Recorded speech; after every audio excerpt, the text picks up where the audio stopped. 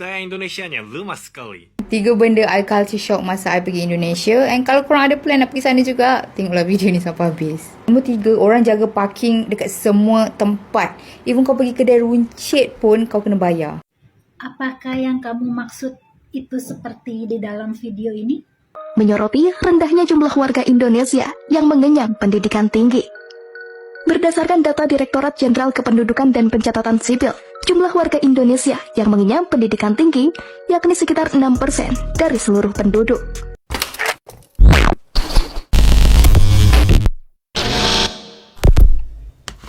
Kenapa laki-laki di Indonesia nggak maju cepat gitu? Masih kerjanya sama, gajinya sama, mobilnya sama, lama baru dia ganti lah, inilah. Berarti pemalas ya cowok Indonesia nih. Selalu aku dengar kata ini dari orang luar ya. Tapi menurut aku ya, sebagai aku itu udah tinggal di negara Indonesia lama. Orang Indonesia itu bukan pemalas, makanya nggak majunya cepat. Dan cewek-cewek pun bukan pemalas juga kerja atau apa. Tapi di negara Indonesia memang gajinya yang kulihat nggak sesuai sama hidup gitu. Contoh dikasih kamu 1 juta, 3 juta sebulan. Contohnya untuk kerjaan orang biasa gitu. 3 juta coba kalau kita mau simpan, emang bisa simpan, bisa tabung, nggak bisa kayaknya. Contohnya kalau aku hari ini tinggal di kos paling murah 1,5 kan. Mau bayar apa lagi, mau makan, mau baju, mau kesana kesini nggak cukup kan. Makanya buat orang luar yang mikir orang Indonesia pemalas makanya nggak maju cepat, bukan. Memang kerjaan di sini gajinya nggak terlalu banyak untuk bisa sampai ditabung. Kalau di luar negeri contohnya gajimu 60 juta per bulan, gaya hidupmu 3 bulan 40, makanya kau bisa tabung. Bukan cowok Indonesia pemalas ya. Sumpah, malah aku lihat orang Indonesia cewek cowok malah kalau kerja ya nggak mini lah, jujur. Contoh kalau kerja pun itu bisa 10 jam, 8 jam. Teman aku banyak kerjanya dari pagi 8 pagi, pulangnya sampai jam 7 maghrib, sumpah.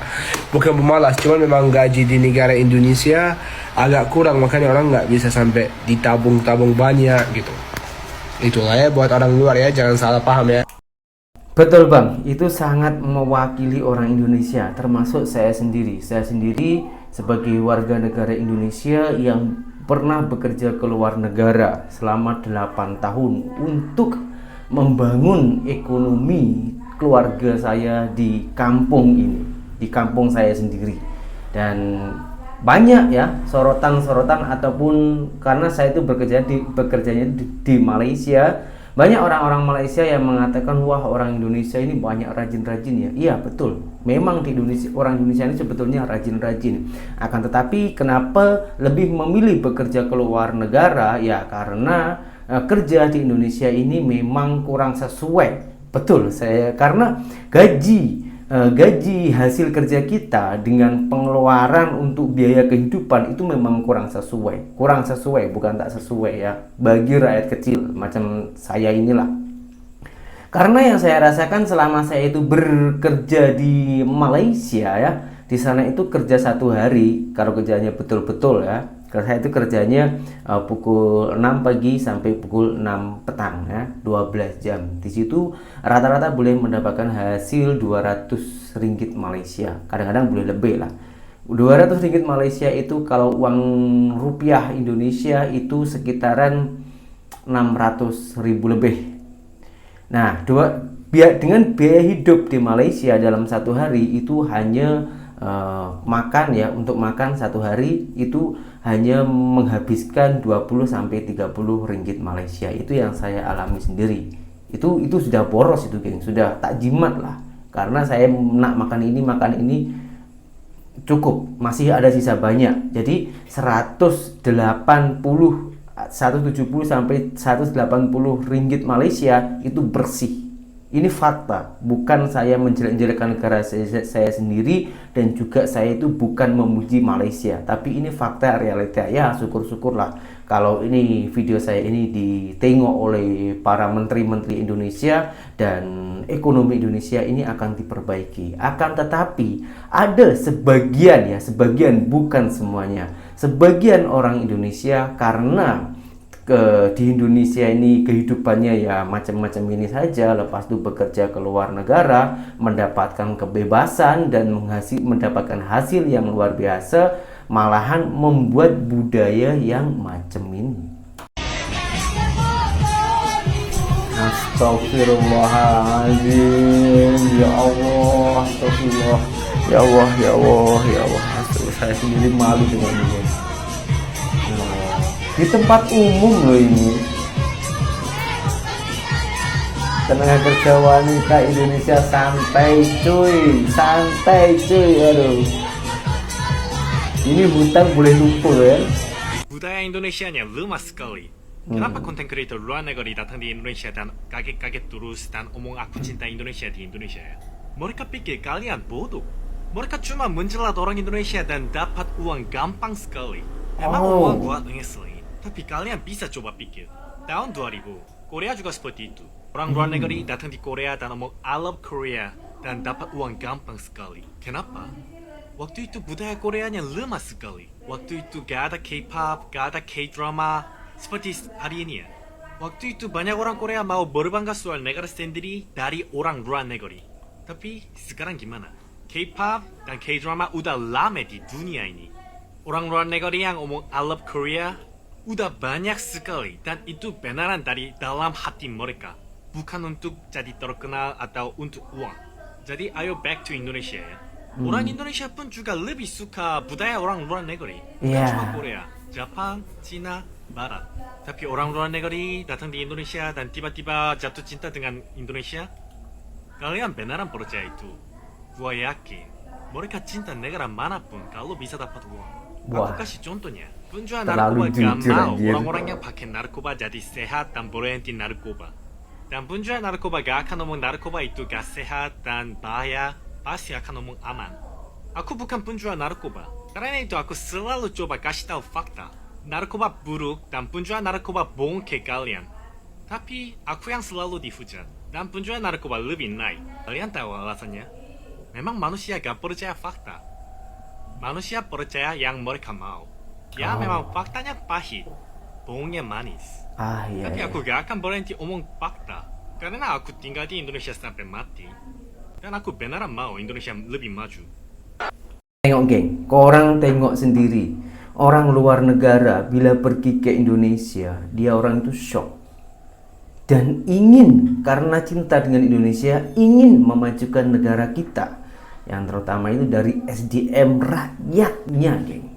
Kita harus perbaiki karena dia itu memberikan fakta meskipun itu pahit ya, tapi itu fakta ketika dulu di Korea tuh juga macam itu. Tapi macam mana Korea saat ini sudah maju drastis geng, dan orang ini termasuk peduli kepada kita, tapi rakyat kita yang tak mau terima fakta.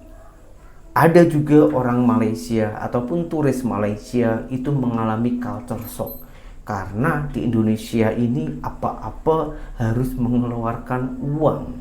Nah, culture shocknya itu berapa benda aja, apa hal aja, kita simak dulu video ini. 3 benda I culture shock masa I pergi Indonesia. And kalau korang ada plan nak pergi sana juga, tengoklah video ni sampai habis. Nombor 3, orang jaga parking dekat semua tempat. Even kau pergi kedai runcit pun kau kena bayar. Kau kena bayar at least RM5,000 ke RM10,000. RM10,000 tu dalam lebih kurang RM3 kita lah. And kita orang pernah, kita orang tak ada duit kecil langsung. Yang ada cuma RM2,000 je. Bila kita orang bagi, kena marah weh. Kelakarnya masa first day, kita orang ingatkan, kita orang macam, okay, kalau kat sini, kalau kau tak bagi, kau gerak je pun tak ada masalah pun. Tapi dekat sana, ada orang depan kita orang kena baling batu. So kita orang macam, okay, tak apa, bayar je lah. Bukan dekat parking je ya, kalau kat U-turn pun ada. And I rasa orang kat sana memang suka bersedekah kot. Sebab kadang-kadang macam dekat jalan kecil, ada orang pegang macam saw ikan tu kan, dia hulur ke kereta macam itu. So orang buka tingkap and then bagi dia orang duit. Yang kedua, kalau korang pergi dekat tempat-tempat yang memang tourist spot, korang macam kena extra cautious. Nak cakap dia orang try to scam you, but they kinda did. Kita orang kena kat satu tempat je, which is dekat Istana Pagar Ruyong ni. First datang je, maskot tu ajak bergambar tau. Macam paksa kita orang bergambar dengan dia. Padahal bergambar, dia orang cakap sedekah ikhlas apa semua. Tapi bila kita bagi RM5,000, Dia cakap, ini baru berapa ringgit dari dalam Malaysia. Kawan I bagi. I tak tahu dia bagi berapa ringgit dah jadi. Sampaikan kawan I lagi satu, dah gerak macam ni. Lepas tu dekat situ juga yang kita orang kena, kita orang naik istana dia tu tau. Okay, and kasut letaklah dekat depan, betul tak? Betul. Ada orang datang, pack kasut kita orang, letak dalam plastik, bagi kita orang nombor. Lepas tu dia kata ambil dekat belakang. So kita orang macam, kenapa nak kena ambil kat belakang? Sebab kita orang nak turun dekat tempat situ juga tau. So kita cakap, okey lah, tak apalah, lantaklah. Sekali rupanya kita orang pergi belakang, nak ambil kasut tu kena bayar. Kita dah curi kasut aku ni. Lepas tu kau suruh aku bayar untuk kasut aku ni. Padahal kita orang nak turun dekat tangga yang sama je tau. Kita orang tak even pergi belakang pun. And lagi satu, bila kita orang nak membeli dekat sana, diorang terus macam, okey, kitchen ni RM4 aja kak. Macam gitu. Tapi padahal kalau kau tanya harga rupiah dia, jauh lagi murah. Kau tak payahlah nak bayar guna ringgit je, kau bayar je guna rupiah. But honestly, situ je lah yang kita orang kena. And yang pertama, yang paling culture shock, paling terkejut beruk sekali, is cara diorang drive. Kalau kau tak yakin dengan skill pemanduan kau ambil jalan supir. Aku pergi Padang and Bukit Tinggi tau. And jalan diorang macam jalan kampung kat sini lah. Dia macam segini je kan jalan dia. Okay. Tapi diorang punya memotong. Macam kita memotong kan. Kalau kita dah nampak kereta daripada jauh, kita terus masuk kan. Ini tak weh. Dah nak dekat, dah nak tercium baru diorang masuk. Macam satu hari tu macam 3-4 kali nak accident. You jadi driver, you memang kena hyper aware. You laki aku macam macam gitu. Punya memotong ni sampai kat waktu kita orang nak naik Bukit Tinggi. Bukit Tinggi jalan dia macam Cameron tau. Okay. Like, kalau kau nak lalu corner tu, engkau yang kena horn. Kau horn untuk bagi tahu orang atas yang ada kereta. So, diorang jangan memotong. Tapi yang peliknya ialah 4 hari kita orang kat sana, satu accident pun kita orang tak nampak. Itulah antara 3 yang kita orang culture shock. Tapi sebenarnya orang-orang kat sana sangat-sangat baik. Homestay kita orang siap offer nak pergi belikan makanan apa semua. Even bila kita orang order Gojek kan, macam Grab Food macam itu, and then kita orang perasan, alamak, kita tak order air sih. Orang tu terus macam, enggak apa-apa, saya pergi belikan macam tu. So, sebenarnya orangnya baik-baik je, tapi memang culture-nya macam gitu dekat situ. So kita semua baik tapi mesti pakai. この間ボゴール行ったんだけど、その時の話をマジ聞いてほしい。なんかインドネシアってやばいところみたいなイメージあるでしょ。もうボゴールはねやばいですよ。ボゴールに行ってねアンコット乗ったんだけど、そのアンコットに乗ったらさ、外からもうめっちゃタトゥー入ってる若い兄ちゃん来て、でこう袋をこう渡してくるんだよ、みんなに。で、その袋を受け取るじゃん。そしたらね、なんか急に歌い始めて、ブブブブブブブみたいな、なんかよくわからない歌を歌って、でなんかすごいこう睨んでくるんだよね。でも筋肉もすごくて、でみんなその袋の中にお金入れてるんだよ。でお兄さんに渡すみたいな。で俺もそれやんなきゃいけないやつかと思って、俺も一応お金入れて、でお兄ちゃんに渡したんだよ。袋に入れるからスリーブだけ入れたんだけどね。でその兄ちゃんその後すぐどっか行ったんだけど、その後アンコット乗るでしょ。でそのアンコット乗ってる時に俺アンコット走ってる時にギター持った兄ちゃん飛び乗ってきて、でなんかそこでね大声で歌うんだよ。小さいバスの中でだよ。でみんなその兄ちゃんにはお金渡さなかったんだよね。さっきはお金渡してたんだけど、多分ねみんな人を選んでるんだよ。もうやばい人にはお金渡すけど、そこの乗ってきた兄ちゃん、俺からしたらやばい人なんだけど、多分みんなからしたらやばくないんだろうね。みんなお金渡さなくて、でみんなも渡さないから俺もお金渡さなかったんだよ。そしたらその兄ちゃんがブチギレて、みんななんでお金渡さねえんだよみたいな、お前ら同じ人間だろみたいなでもこの距離でね、この距離で怒られて、でその後降りてどっか行ったんだけど、もうねボゴールには二度と行きません。 Apakah yang kamu maksud itu seperti di dalam video ini? Wala kayo kasi pa ngapa ng tanga-tanga. Kenapa ikan ini? Lapis ka. Terus banyak lah. Banyak banget siapa sih? Banyak. Terus. Ini bang. Terus. Awas saya kemudian. Ini bang. Kamu lihat video tadi, orang-orang yang coba untuk memberhentikan kendaraan pada malam hari di suasana yang gelap. Kita buat dramatik sedikit ya. Oke. Kamu lihat lingkungan umur mereka ini antara 25 ke bawah. Masih muda Jadi sangat. masih muda-muda. Hmm. Kalau ditanya mereka tak ada kerja ke Miss N, saya tak pasti mereka ada kerja ke tidak. Tetapi kalau kendaraan itu berhenti, pasti dijarah. Itu pasti sudah kena rompak. Dan ini memang ada kenyataannya ya. Di negara saya ada ini. So, kalau ditanya mereka tak kerja, saya rasa tindakan kriminal tidak ada kena-mengena dengan pekerjaan. Karena ada orang yang kerjanya di office sekalipun, kalau dia ada karakter seorang yang suka buat kriminal, dia akan buat. Contohnya scammer. Scammer orang berpendidikan tinggi. Dia tahu komputer, dia tahu tentang IT. Jadi mereka buat secara profesional di bidang menipu. Heran banget sumpah. Tadi kami berhenti di sini kan di jembatan Barelang 1 wisata utama Batam. Jadi guys, kami foto-foto sebentar aja dan kami langsung pulang. Jadi pas kami foto-foto, datanglah bapak-bapak katanya tukang parkir ngasih tiket ini, bayarnya 5.000 per motor, 3 motor 15.000. Bukan masalah uangnya guys. Di sini tertulis tidak boleh parkir. Oke lah, kami di sini melanggar. Kok bapak itu minta uang parkir guys? Kami pusing, ini resmi atau gimana? Ya, enggak Kami resmi hanya lah. sekedar bertanya apakah ini resmi atau enggak itu resmi. masalahnya. Ilegal Karena gitu, Bang. semuanya dimintain gitu loh. Bukan masalah kami hanya ingin ingin bertanya kepada pemerintah. Ini kan milik pemerintah tentunya kan. Jadi kami ingin bertanya bagaimana pendapat pemerintah, kayak ini resmi atau enggak sih? Kalau resmi kita enggak ada masalah sedikit pun. Cuman hanya bertanya. Semoga video ini menjawab pertanyaan kami dan mungkin teman-teman yang lain yang mengalami kejadian seperti ini, oke? Apa lagi nih guys?